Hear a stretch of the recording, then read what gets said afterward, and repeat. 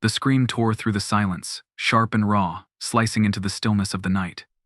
In the dim glow of the headlights, the road ahead seemed to ripple, and then it appeared a figure, pale and unmoving, standing in the center of the lane. The air grew thick and cold as the engine sputtered and died. In the rearview mirror, shadows swirled, unnaturally, creeping closer, while the faint sound of footsteps began to circle the car. From the darkness, a single word whispered, low and guttural, "Don't." The tires crunched onto uneven gravel as the headlights illuminated the rusted sign, "Welcome to Asheville Population Zero." I frowned. The town seemed alive. Yellow light glowed in the windows of weathered buildings, and faint tendrils of smoke curled from distant chimneys. A low hum carried on the wind, too faint to identify but persistent enough to raise goosebumps. I rolled and into the main square. The car's engine sputtered once, then stalled. The sudden silence pressed in, heavy and oppressive. Outside, the world seemed unnaturally still. No birds called from the dense forest. Surrounding the town, no insects buzzed in the tall grass. I whisper, a faint, almost imperceptible voice drifted through the air. I froze, gripping the steering wheel, staring at the empty streets. The whispering grew louder, like multiple voices overlapping, yet there was no one in sight. It was coming from nowhere, and everywhere. Leaving the car, I stepped onto the cracked pavement. The whispers stopped abruptly. The square felt wrong. Shadows stretched in strange, inconsistent directions, defying the angle of the fading sunlight. A bakery window displayed pastries that looked fresh, but no one was inside.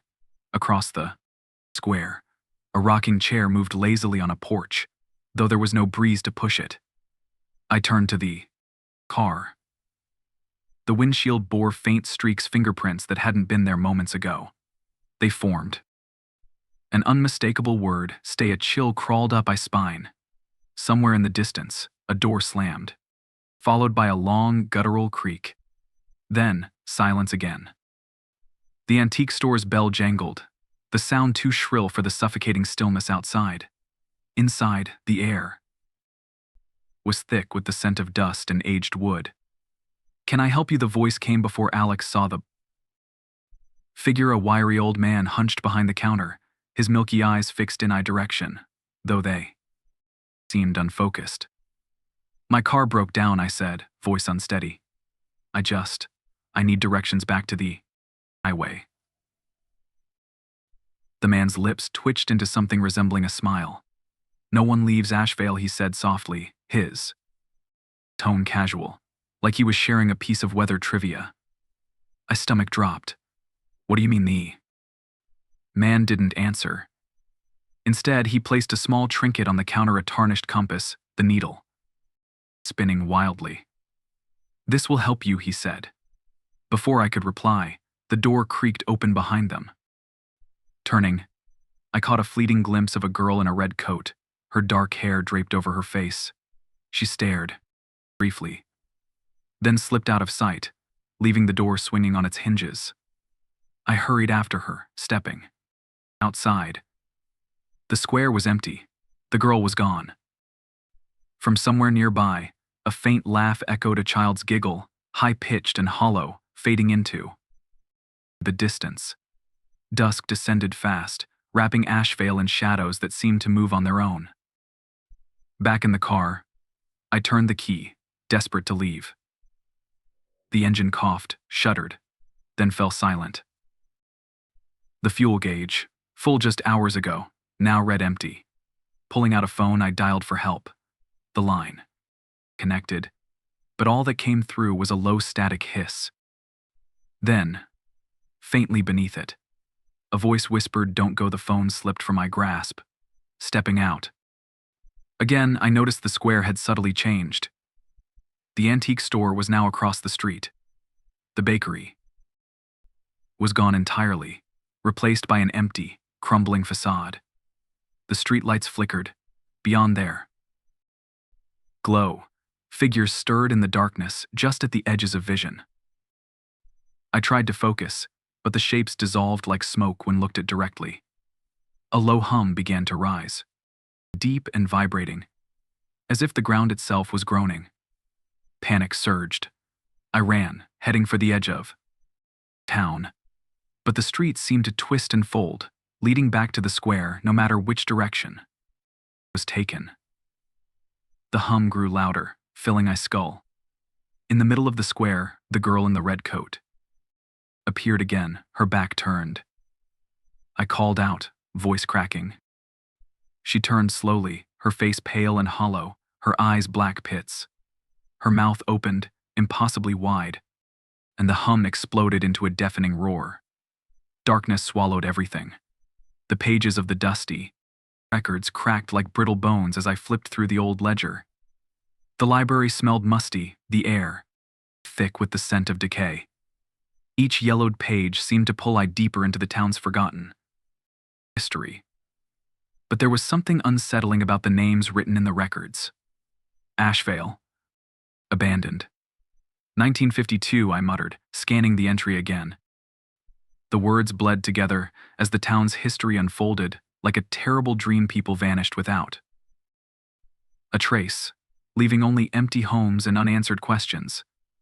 The more I read, the more the strange sense of being watched grew. A creeping cold settled into their bones, and the sound of their own breath grew too loud, too fast. In one of the photographs tucked between the pages, a group of smiling townsfolk stood in front of the library, faces frozen in a moment of joy. But my heart thudded painfully when their eyes fell on a familiar face in the crowd. The shopkeeper. The old man. Impossible. My fingers trembled as they held the photograph, the light above flickering ominously.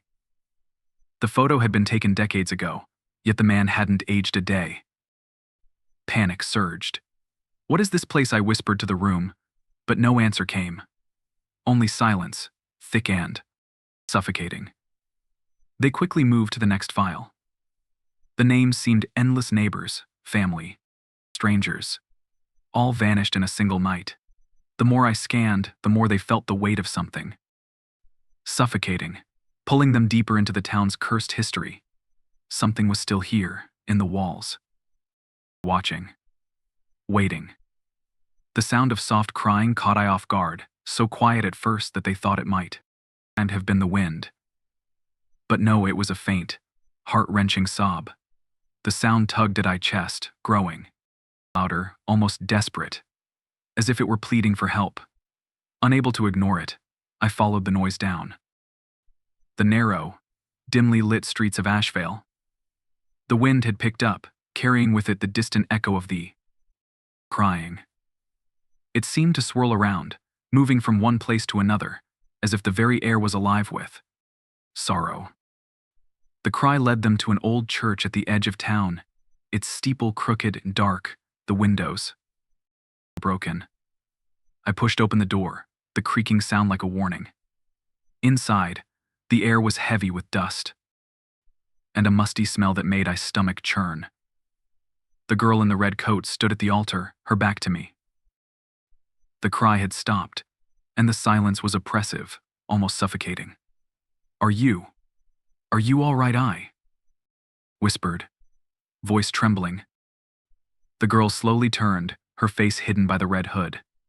For a moment, she seemed like any other lost child in the town, vulnerable, innocent. But as she looked up, my blood ran cold. Her face was not human. Her skin stretched too tight, her eyes too dark, black pits that seemed to swallow the light around them. "You shouldn't have come here," she whispered, her voice rasping as if her throat had been torn open. Before I could react, she twisted unnaturally, her mouth opening wide in a scream that ripped through the air. Then, with a shudder, she was gone, leaving only the coat, still warm and drenched in something dark and slick. The sun had set hours ago, but the shadows seemed to stretch longer than they should, swallowing the edges of the town. Inside the small house I had found, every creak of the floorboard seemed too loud, too insistent. The air was thick, buzzing with a low hum that seemed to come from the walls themselves. I walked through the darkened rooms, eyes darting over the familiar yet strange surroundings. There was something wrong with the house. The furniture looked out of place, like it had been moved, rearranged by unseen hands. Every time I turned away from a window, the reflection showed a different scene once. The living room was empty, and then, the next moment, figures appeared, standing, motionless. At first I thought it was their mind playing tricks, the result of too little sleep. But when the shadows in, the corner shifted, standing up like they had a life of their own. A cold sweat broke out along my spine. The house felt like it was alive, breathing in sync with them. The air grew heavier with each passing minute, and my heartbeat thudded louder in their chest. Every time they looked away, something had changed. The furniture would be closer. The shadows stretched longer, and the faces in the reflection became clearer. A soft whisper grazed the back of neck, and when they spun around, nothing was there. But the hair on the back of their neck stood up, the air thick with unseen eyes. Something was watching them. Elias appeared in the doorway without warning. His figure, tall and gaunt, almost seemed to materialize from the air itself. His eyes were dull, as if he'd seen too much and had forgotten how to look away. He didn't speak at first, only staring at I am with a strange, knowing expression. "You're not the first," Elias finally muttered, his voice low and gravelly. "Ashvale traps people like you lost souls who stumble in. Thinking they can leave, he stepped forward, his footfall soft but deliberate, and sat across, his gaze never wavering. "Why haven't you left?" I asked, desperate for some explanation. The town was starting to feel like it was closing in, suffocating every breath, every movement. Elias's laugh was bitter. "Because I can't. None of us can. You can try to run, but the town won't let you." He paused, glancing at the window, his eyes flickering with fear. "Stay away from the clock tower." I blinked, confused. "What's in the clock tower?" Elias shook his head slowly, his expression growing darker. "It's the heart of it all. The source. The town feeds on lost souls, and the tower, well, it's where it keeps them. I've tried to leave, but it always brings me back. It brings everyone back." A sharp, sudden chill crawled over my skin as Elias leaned in closer, whispering, "If you go there, it will have you too." I heart raced as they stepped into the woods, each crack of a twig beneath their feet sending a fresh jolt of panic through their chest. The trees towered above them, their twisted branches creaking in the wind like ancient bones. The deeper I moved, the harder it became to find a path that didn't loop back on itself, pulling them closer to the town square. Frustration built as I turned, then turned again, but the forest seemed to shift, the path disappearing behind them as though the trees themselves were closing in. The air grew thick, suffocating, and a low hum started in the distance, soft at first, like a distant whisper, but growing louder with every step. The sound vibrated through my bones, an unnatural hum that felt like it was inside their head. They stumbled forward, eyes darting nervously, the humming pulling them deeper into the woods. And then they saw them. Figures' shapes loomed between the trees. They didn't move, didn't make a sound, but their presence was suffocating. No faces, no features, just a vague silhouette, a shadowed outline. The figures seemed to shift, their positions subtly changing with each glance, like they were following me but never truly advancing. My breath caught in their throat as one of the figures took a single, deliberate step forward. No sound, just the unsettling crack of air. Frozen, I turned and ran. Branches scraped at their face, their clothes, but they didn't stop. The hum was deafening now, a pulse that made the blood in their veins thrum painfully. The trees parted just enough to reveal the town square ahead. I stumbled toward it, breathing ragged, But the figures were still there, watching from the shadows, and the hum didn't stop. It followed, relentless. I woke with a jolt, the cold stone beneath them pressing into their back. For a moment they thought. They were still in the woods, disoriented by the echoes of the hum, the oppressive weight of the silence. They blinked, and the town square stretched before them empty, as it had been when they last stood. There. The sun hung low in the sky, but the colors were off. Too dark, too muted. Something wasn't right. A strange pressure clung to Alex's chest. The feeling of being watched was back, stronger than before, gnawing at them from every angle. They turned, their eyes locking on the crumbling stone of the church across the square. But it wasn't the church they remembered. The door, it had been open now, stood ajar, a dark shape moving just inside the frame. Not again, I whispered, taking a step back. They tried to call out, but their voice was hollow, the sound lost in the thickening air. A sharp flash of light cut through the fog, and suddenly, I was back in the woods. No. The town square. No. The woods again. Every place blending and twisting together. A face appeared in the mist. The girl in the red coat, her eyes wide and black, watching. She reached out with a hand, but her touch was like ice, her fingers slipping through my skin as if they weren't real. You shouldn't have come. Back, her voice was not hers, distorted, alien, 1,000 voices whispering in unison. Reality. Shattered. I could no longer tell where the dream ended and the truth began. The clock tower loomed over. Ashvale, its twisted spire piercing the sky like a jagged knife. My feet moved on their own, drawn to the dark silhouette of the tower, despite the instinct to run in the opposite direction. Elias's warning echoed. In their mind, stay away from the clock tower, but something deep within Alex told them that they had no choice. The tower's door creaked open with a sound that made my stomach churn. Inside, the air was stale, thick with dust, as though it hadn't been disturbed in years or centuries. The walls seemed to stretch in every direction, the hallway impossible to navigate. The floorboards groaned beneath their weight. But I didn't stop, didn't dare. They had to find what lay at the top. Each step was harder to take. The tower's impossibly large interior folding in on them like some living thing. Hallways, twisted around corners that shouldn't have been there. Rooms expanded and contracted, endless, stretching farther than they should. Time seemed to twist with it, hours passing in what felt like minutes. Finally, I reached the top only to find an altar, stone and cold, surrounded by strange symbols etched into the floor.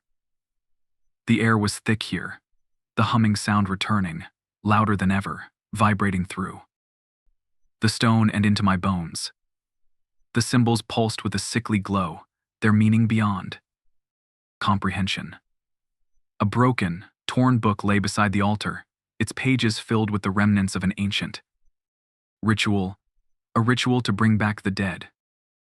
My blood ran cold as the pieces of the town's curse clicked together in their mind. This was the source, the heart of Ashvale's torment. Suddenly, the air grew heavy, impossibly thick, as the shadows around the altar seemed to move, as if alive. A voice whispered from nowhere, a familiar, chilling sound. You shouldn't have come. The tower's door slammed shut behind them. And I realized, with rising dread, that there was no escaping now. My hands shook as they drove down the empty highway, the world outside an endless blur of dark asphalt and distant, shadowed trees. The wind howled against the car, but it wasn't just the weather. It was as if the air itself carried something, a whisper, too soft to catch, but persistent, tugging at the edges of my thoughts. The memories of Ashvale clung to them like cobwebs, each flash of the town's ruins, each scream, each flicker of the girl's red coat searing into their mind like a brand. They glanced in the rearview mirror, and for a split second, their heart leaped into their throat. The coat. The red coat, hanging in the back seat, still warm as if freshly worn. I gripped the steering. Wheel tighter, the weight of something unspoken pressing down. The town had crumbled, shattered in a violent burst of energy. The spirits freed, yet the echoes remained.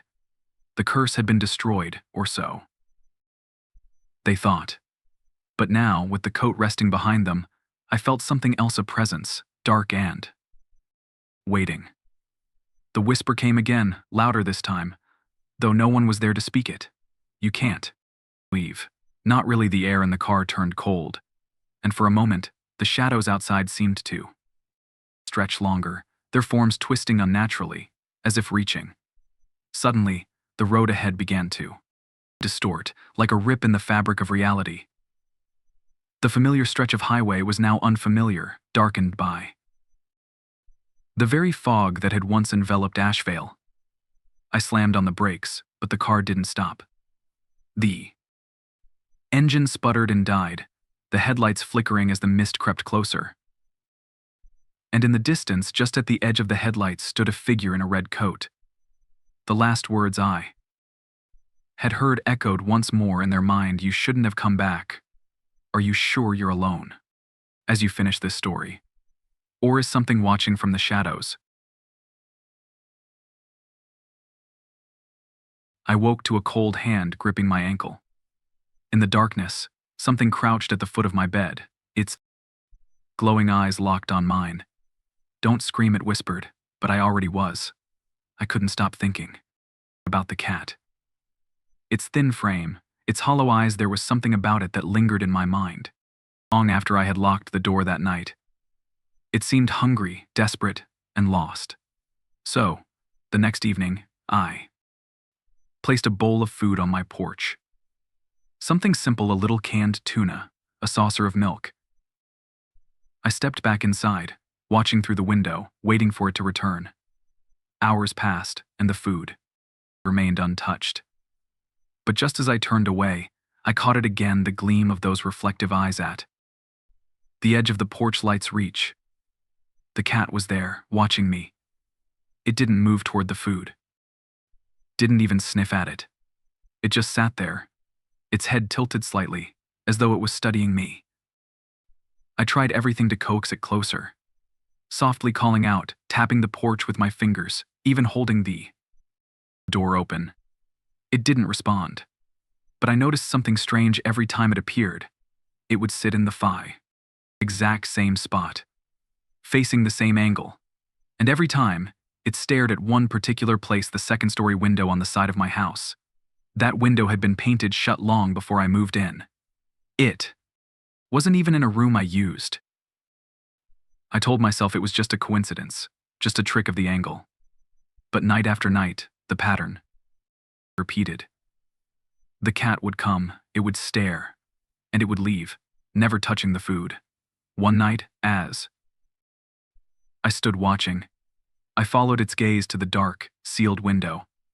A chill ran down my spine as I thought, for just a moment, that something was moving behind the glass. But it couldn't be. Could it? I jolted, awake to the sound of scratching. It was faint but insistent, like nails dragging against wood.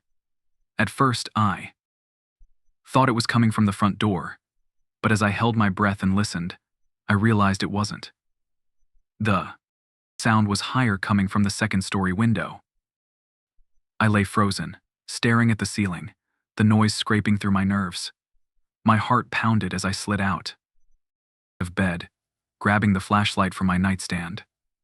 The thought of that window, the one the cat always stared at, sent a chill down my spine. It had been sealed shut for years. Nothing could get in. Nothing should be there. I crept through the house, every creak of the floorboards making me flinch. When I reached the base of the stairs, the scratching stopped. I swallowed hard, pointing the flashlight upward. The beam barely reached the landing, leaving the top of the stairs swallowed in shadow. Outside. I needed to check from outside. Throwing on my coat, I stepped out into the bitter night air. The wind whipped around me, carrying the faint smell of rot. Shining the flashlight up at the window, I expected to see nothing, but the sight that met me made my stomach twist. On the ground beneath the window were clumps of gray fur and small, bloody footprints, leading into the woods. The footprints weren't paw-shaped. They were disturbingly human, tiny and childlike. I felt the weight of the woods pressing in, silent and watching. The footprints disappeared into the darkness between the trees, and for a moment, I thought I heard a faint giggle. I backed toward the house, nearly tripping over myself, my breath sharp and shallow. The window above was still closed, but I swear, I saw movement behind the glass. The morning brought no comfort. The image of those tiny, bloody footprints haunted me as I stood at the edge of the woods, flashlight in hand. I didn't want to go in, but I had to know. I had to see where they led. The forest was unnaturally quiet, the kind of silence that presses in on you. No birds, no wind, just my own breathing and the crunch of leaves beneath my boots. The footprints were faint but distinct, leading deeper into the trees. My flashlight flickered, casting long shadows that seemed to twitch and move at the edge of my vision. Then I saw them. Dead birds, scattered along the trail, their bodies contorted unnaturally. The worst part was their eyes missing, as though something had plucked them out. My stomach churned, but I kept going, drawn forward by a mix of dread and morbid curiosity. The trail ended at a hollow tree. Its bark was blackened, the inside cavernous and dark. My hands shook as I shined the light into the hollow. The beam caught a pile of bones, tiny ones, animal and otherwise. My chest tightened as I realized some were unmistakably human. Fingers, teeth. I stumbled back, my breath shallow and ragged, and then I felt the prickling sensation of being watched. I turned slowly, and there it was. The gray cat sat just a few feet away, its reflective eyes locking onto mine. But it wasn't alone. From the shadows, others emerged, cats, a dozen or more, each with the same gleaming eyes. They moved silently, forming a loose circle around me, their bodies unnaturally still. They didn't growl or hiss. They just watched. I couldn't move. I couldn't breathe. They were waiting for something. I sat at my kitchen table, gripping the phone tightly, my voice shaking as I told a friend about the cats in the woods, the bones, the strange feeling of being surrounded. I tried to describe the glowing eyes, the silent way they moved. But as the words came out, I realized how insane it all sounded. There was a pause on the other end of the line before they chuckled, telling me it was probably just some feral cats. And my overactive imagination. That laugh grated against my nerves. I wanted to argue, but I let it go, muttering a distracted goodbye. It wasn't until later that night, as I lay in bed staring at the ceiling, that my phone buzzed. It was my friend. I picked up, expecting a joke or a light apology, but their voice was trembling. "There's a cat outside my window," they whispered. It's just sitting there, staring. It's gray, like you said. Its eyes there." The voice broke, and I could hear them gasping. The line went dead. I couldn't sleep after that. When I finally drifted off, I dreamed of the cat. It was sitting on my chest, its reflective eyes boring into mine. Then it spoke, not in a growl or a hiss, but in a soft, childlike voice. "Stop feeding me," it said, tilting its head at an unnatural angle. I woke with a gasp, my heart pounding in my chest. The dream still clung to me like a second skin as I stumbled to the porch. The bowl of food I'd left untouched for days was still there, but now it was filled with bloody feathers, the edges of the bowl smeared with something dark. I stumbled back, bile rising in my throat. Something was wrong. Terribly wrong. The next day, I stepped outside, needing air, though it did little to settle the tension. Crawling under my skin. The bloody feathers, my friend's terrified voice, the dream I couldn't shake, the sense that something was circling closer.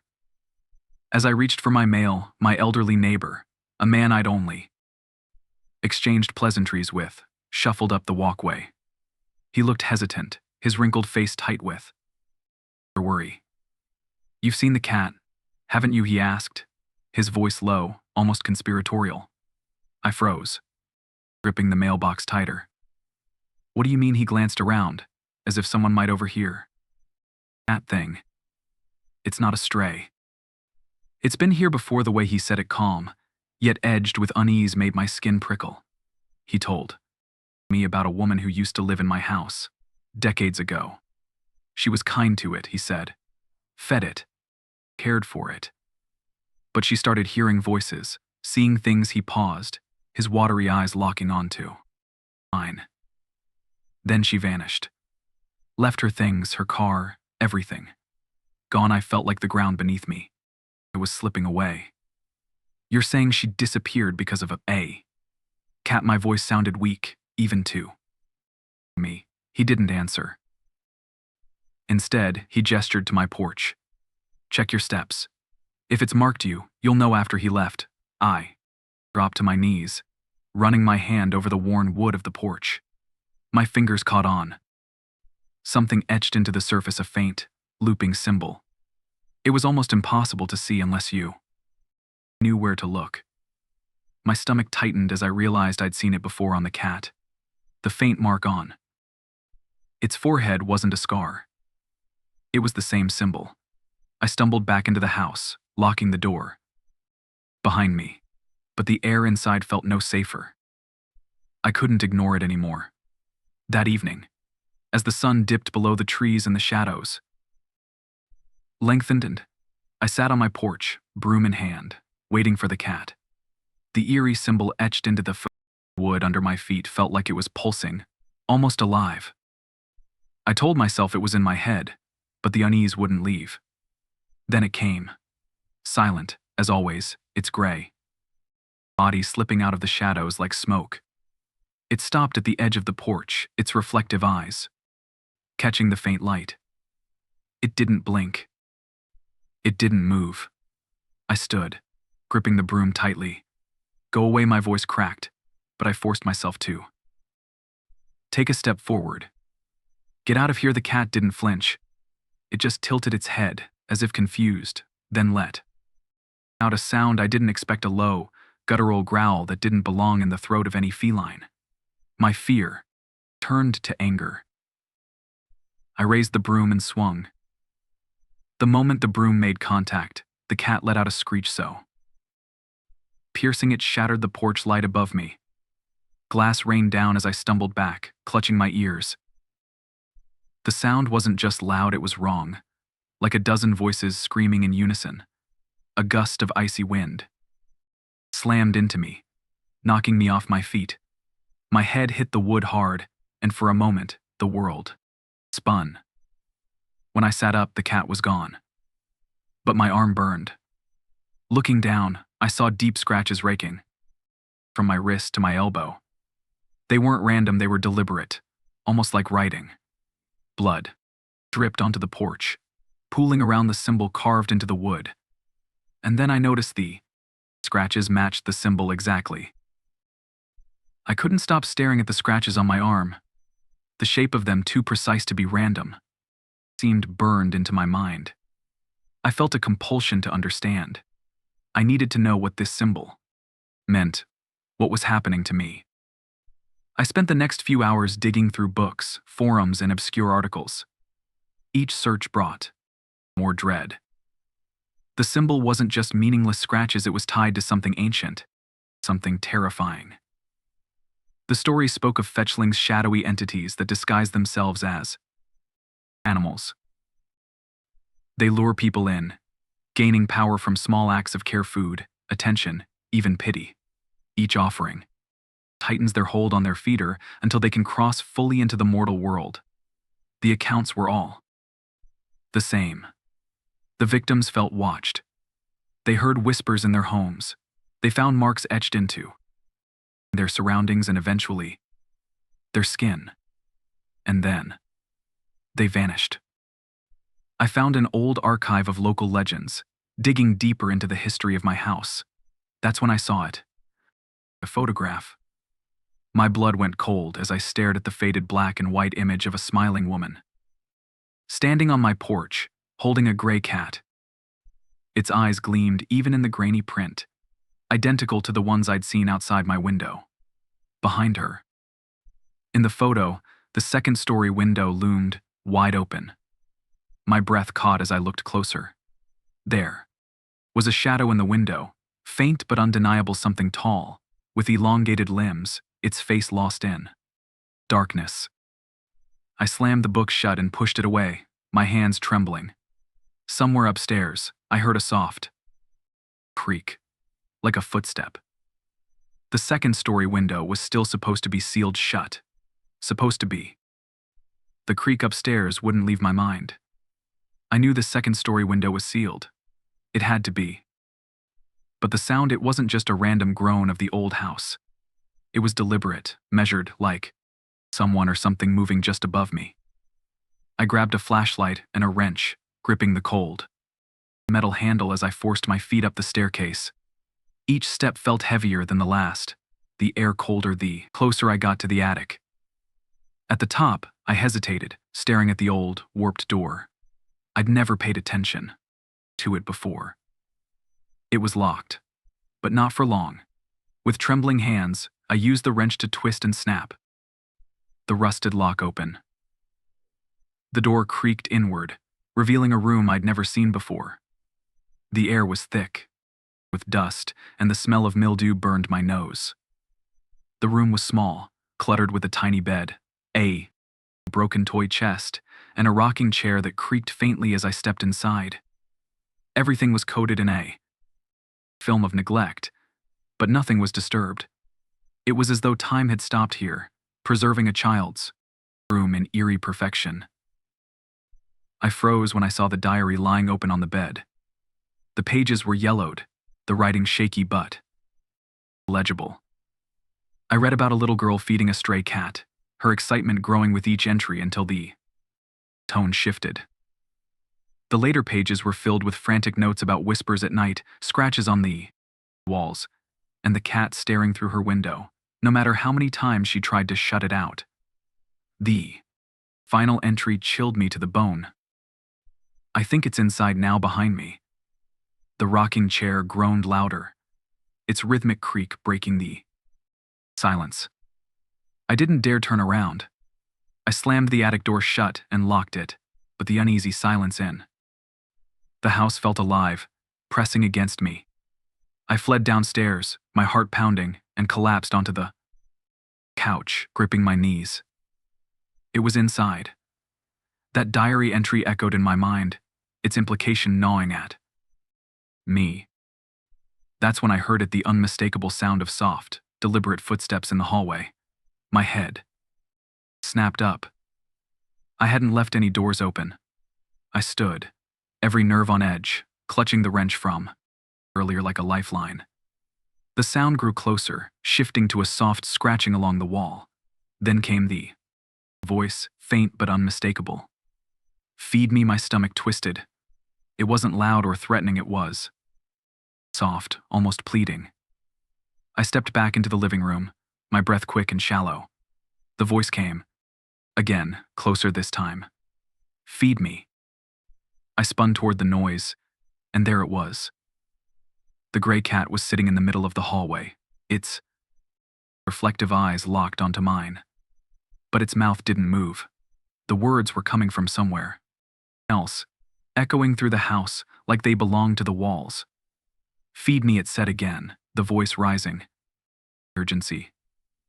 No, I whispered, gripping the wrench tighter. The cat's head tilted at an unnatural angle, the skin along its body rippling like something underneath was trying to claw its way out. It let out a low Guttural hiss as red streaks began to appear along the walls, forming jagged letters. "You fed me once. You must feed me again," I screamed, stumbling backward. The lights flickered wildly, and the cat didn't move, its gaze rooted to mine, as the shadows behind it began to shift and crawl toward me. I couldn't let it go on. That night, after the voices, the scratches, and the bloodied writing on the walls, I knew I had to face it.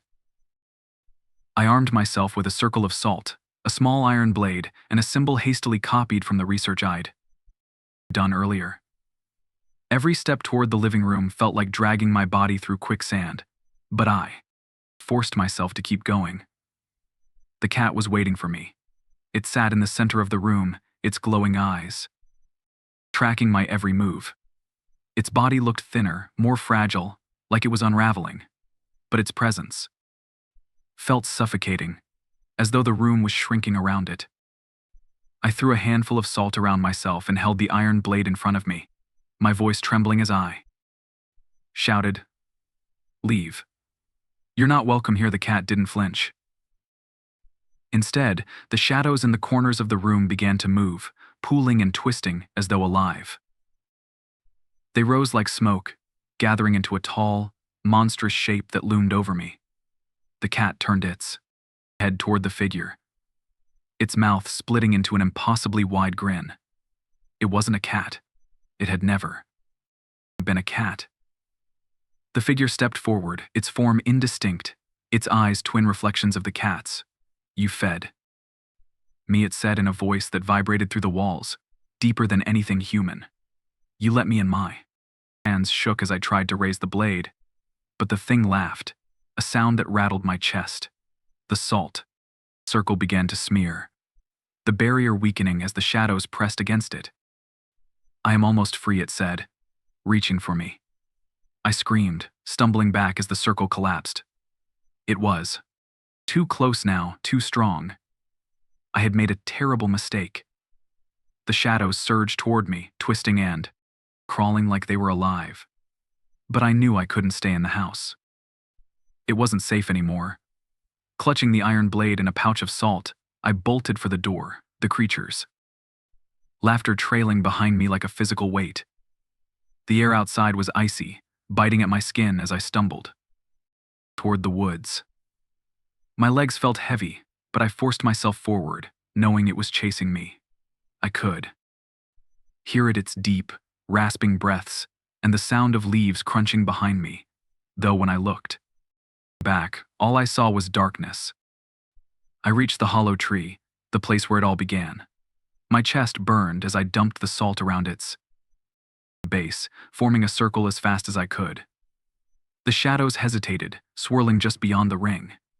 For a moment, I thought I'd gained the upper hand. Then the ground beneath me trembled, and the creature began to rise. It was no longer a vague, smoky figure. It was massive, its limbs stretched unnaturally, its face a void with nothing but those glowing, cat-like eyes. Its voice echoed, shaking the trees. "You cannot stop me." With trembling hands, I drove the iron blade into the tree's hollow, whispering the symbols I'd copied from the diary. The creature let out a deafening roar, a sound so guttural it rattled my teeth. The tree groaned as if alive, its bark splitting and cracking, but the shadows began to retreat. The creature clawed at the circle, its eyes blazing with rage. "This is not the end," it hissed, its form collapsing inward as the salt burned it away. When the woods fell silent, I turned and saw the gray cat sitting a few feet away. It looked at me one last time before vanishing into the shadows. I stood in the woods, staring at the poor, hollow tree. Its bark was scarred and blackened, smoke still curling faintly from the cracks where the creature had been forced back. My body ached, my chest heaved with exhaustion, but relief was nowhere to be found. The woods were silent now, too silent. It didn't feel over. The cat, it had vanished into the shadows after the creature was banished, but its absence didn't comfort me. If anything, it made the air heavier, as if the forest itself was holding its breath. When I returned home, the house felt colder, emptier. The walls were quiet, the eerie scratching gone, but the red stains from the writing still lingered no matter how hard I scrubbed. I sealed the second-story window with nails, wood planks, and salt. It didn't feel like enough. Days turned into weeks, and I tried to move on. But the quiet never felt safe. I'd wake at night, certain I'd heard something, a faint whisper, a soft creak of footsteps on the stairs. Nothing was ever there. Months later, I began to hope I'd been wrong. Maybe it was over. Maybe it really was gone. Then, one night, I heard it again. A soft mewing, faint but unmistakable, just outside my door. My stomach sank as I crept toward the window, heart pounding. I hesitated before peeking out, praying it would be nothing. There was no cat, just a trail of bloody feathers leading into the darkness. Somewhere far off, I thought I heard a child's voice. It was soft, almost playful, but the words turned my blood cold. I'm still hungry. If you dare, share this story. Every retelling feeds the shadows, drawing them closer. Are you alone as you finish this? Or is something watching you from the corner of the room?